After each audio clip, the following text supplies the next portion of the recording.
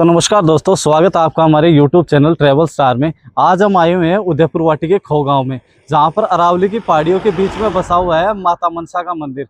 तो चलिए आपको माता मनसा के दर्शन करवाते हैं और बताते हैं कि यहाँ पर कैसे आया जाए, कब आया जाए और यहाँ पर रुकने की व्यवस्था क्या है। वीडियो में आगे बढ़ने से पहले वीडियो को लाइक और चैनल को सब्सक्राइब करके बेल आइकन को प्रेस कर दीजिए। तो गाइज, ये है मनसा माता का मंदिर का भव्य प्रवेश द्वार, जहाँ से शुरू होती है माता के पावन दरबार तक पहुँचने की यात्रा। तो मनसा माता गेट को क्रॉस करने के बाद थोड़ी सी दूर आगे चलने पर आपको एक और गेट दिखाई देता है। इससे मनसा माता की दूरी मात्र 5 किलोमीटर की रह जाती है। तो चलिए आगे चलते हैं और आपको रास्ते के व्यूज़ दिखाते हैं कि पहाड़ों का नज़ारा कैसा है। यकीन मानिए दोस्तों, राजस्थान में ऐसी खूबसूरत पहाड़ियाँ देखकर आपको भी लगेगा कि ये राजस्थान का नहीं बल्कि कहीं और का नज़ारा है। चारों तरफ फैली हरियाली, ऊंची ऊंची चट्टानें और प्रकृति की खूबसूरती। लेकिन असली मज़ा तो तब आया जब बाइक लेकर निकल पड़ा इन पहाड़ों के बीच में सफ़र करने के लिए। ये रास्ते, ये खूबसूरत नज़ारे और बाइक का सफ़र सब मिलकर इस सफ़र को बना देते हैं यादगार। अगर आपको भी ऐसी जगह घूमना पसंद है तो यहाँ पर ज़रूर आएँ। तो अब बात करते हैं यहाँ पर आया कैसे जाए और यहाँ पर घूमने का सबसे अच्छा समय क्या होता है।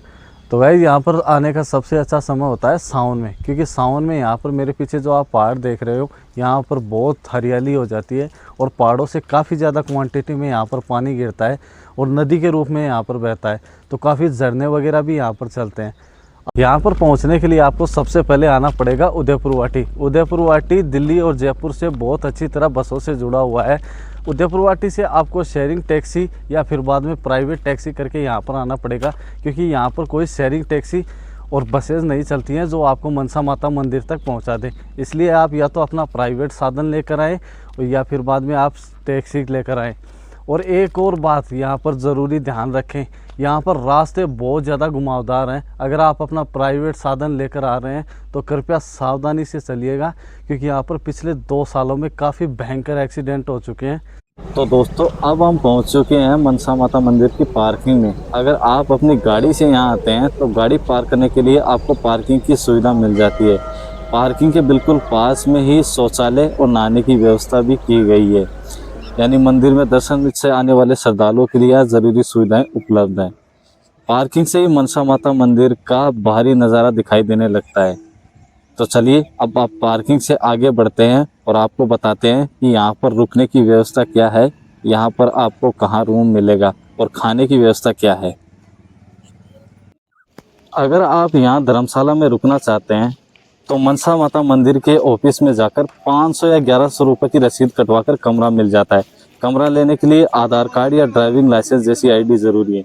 खाने के लिए धर्मशाला के पास ही दुकानें बनी हुई हैं जहां आप खाना ऑर्डर कर सकते हैं और बात करने पर खाना आपके कमरे तक भी पहुंचा दिया जाता है। एक ज़रूरी बात और है दोस्तों, यहाँ नेटवर्क की थोड़ी समस्या है। जियो का नेटवर्क बिल्कुल नहीं आता, जबकि एयरटेल का कभी कभी आता है और कभी कभी नहीं आता। तो यहाँ आने से पहले आप इस बात का ध्यान भी ज़रूर रखें। माता के मंदिर तक पहुँचने के लिए हमें इन सीढ़ियों से धीरे धीरे ऊपर की तरफ जाना होता है। जैसे जैसे हम इन सीढ़ियों को पार करते हुए आगे बढ़ते हैं, वैसे वैसे माता के दरबार के और करीब पहुँच जाते हैं। कुछ दूर चलने के बाद सामने दिखाई देती है 2 शेर की भव्य मूर्तियाँ। माता के दरबार के सामने बनी ये मूर्तियाँ देखने में काफ़ी सुंदर लगती हैं और मंदिर की भव्यता को और भी ज़्यादा बढ़ा देती हैं। ये है गाइस हवन करने की जगह, यहाँ पर हवन किया जाता है और ये मंदिर के बाहर का व्यूज़ है। और मंदिर के बाहर ही ये शिव जी का मंदिर बना हुआ है जहाँ पर लोग जल चढ़ाते हैं। इसके दर्शन हम माता के दर्शन के बाद करेंगे। और ये माता के मंदिर का गुंबद है जिस पे गोल्डन कलर में पेंटिंग की हुई है। और ये मंदिर के बाहर ही हनुमान जी का मंदिर है छोटा सा, और यहाँ पर आपको पानी की व्यवस्था भी मिल जाएगी। और ये है सामने का नज़ारा मंदिर के बाहर से, जो काफ़ी देखने में बहुत ही शानदार लगता है। तो गाइस, ये है मेन मंदिर की सीढ़ियाँ। अब इन्हीं से माता के मंदिर के दर्शन होंगे। अब हम मंदिर के अंदर जा रहे हैं। जैसे ही हम मंदिर के अंदर प्रवेश करते हैं तो यहाँ पर एक भव्य गेट दिखाई देता है बड़ा सा, और फिर बाद में अंदर बहुत ही बड़ा मंदिर का प्रांगण दिखाई देता है जो बहुत ही भव्य है। और यहाँ का माहौल बहुत ही सुंदर और भक्तिमय होता है। आगे बढ़ते ही होते हैं मनसा माता के दर्शन, जहाँ श्रद्धालु माता का आशीर्वाद लेने के लिए पहुँच रहे हैं।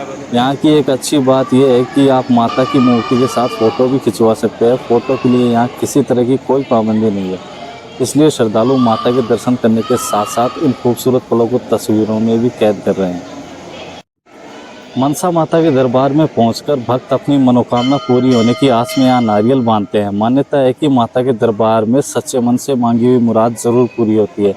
माता के दरबार में कोई भक्त शांत मन से बैठकर ध्यान लगा रहा है, तो कोई यहाँ की खूबसूरत और शांत प्रकृति का आनंद लेते हुए समय बिता रहा है। और अगर बात करें मंदिर की खूबसूरती की, तो माता का ये भव्य मंदिर पूरा मार्बल से बना हुआ है, जिसमें साउथ रेड पत्थर का भी खूबसूरती से इस्तेमाल किया गया है। मंदिर की भव्यता और यहाँ का शांत वातावरण मिलकर इस जगह को और भी खास बना देते हैं। मनसा माता के मंदिर में दर्शन करने के बाद यहाँ पास में स्थित हनुमान जी के भी दर्शन अवश्य करें और यहाँ अपना शीश झुकाकर आशीर्वाद का सौभाग्य प्राप्त करें। तो हनुमान जी के दर्शन करने के बाद अब हम पहुंच गए हैं भगवान शिव के मंदिर में। यहाँ आप महादेव के दर्शन कर सकते हैं, शिवलिंग पर जल चढ़ा सकते हैं और अपनी श्रद्धा के अनुसार अभिषेक करके भगवान शिव का आशीर्वाद ले सकते हैं। माता के दरबार में आने के बाद महादेव के दर्शन करना भी बिल्कुल न भूलें। अब भगवान शिव के दर्शन करने के बाद हम आगे बढ़ेंगे भैरव जी के मंदिर की ओर। भैरव जी का मंदिर मनसा माता के मुख्य मंदिर के ठीक नीचे की तरफ बना हुआ है। माता के दर्शन करने के बाद यहाँ तक पहुँचने के लिए आपको थोड़ा नीचे की तरफ आना होता है।